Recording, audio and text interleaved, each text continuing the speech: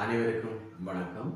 நாங்கள் இன்று தமிழ் மொழியிலே நாங்கள் எங்களது அன்றாட வாழ்க்கையிலே நாங்கள் பாவிக்கின்ற சொற்களில் சில எழுத்துக்கள் எந்த எழுத்துக்கள் சரியாக அமையும் என்பதில் எங்களுக்கு பல குழப்பங்கள் வரலாம்.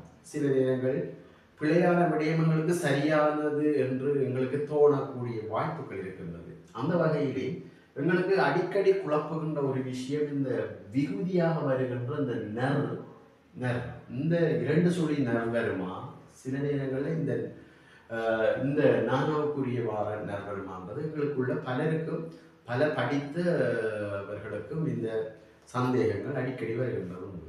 அந்த வகையிலே இங்கே பார்க்கின்ற போது அதுக்கு ஒரு சிறிய ஒரு நாங்கள் விளக்கத்தை வழங்கலாம். அதாவது ஒரு தமிழ் சொற்களில் கட்டளை சொற்களாக எது வருகின்றதோ, கட்டளை சொற்களாக வருகின்ற போது அதற்கு உரிய விகுதி நர்ராக வரும். அதாவது ஆளு நர். ஆளு என்றது ஒரு கட்டளை சொல். ஆகவே கட்டளை சொற்கள் வருகின்றதற்கு பின் வருகின்றது அது ஒரு விகுதி. இந்த நர் என்பது கட்டளை சொல்லுக்கு பின்னதாகும். அதே போன்று இயக்கு என்றது கட்டளை. அப்ப இயக்குனர். ஓட்டு என்பது கட்டளை சொல். ஆகவே ஓட்டுனர்.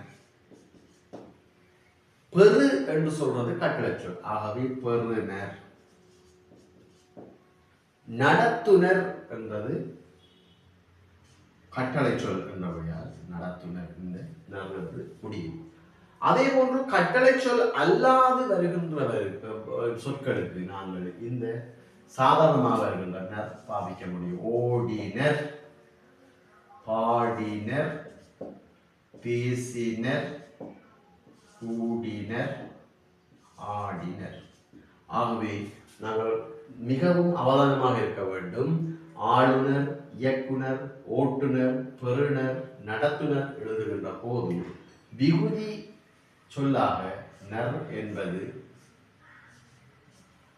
சேரும் என்பது அவதானமாக இருந்து எங்களோட தெளிவாக நாங்கள் இருக்கின்ற பட்சத்தில் நாங்கள் சரியாக எங்களோட தமிழ் மொழியினை நாங்கள் பாவனை செய்து கொள்ள முடியும்.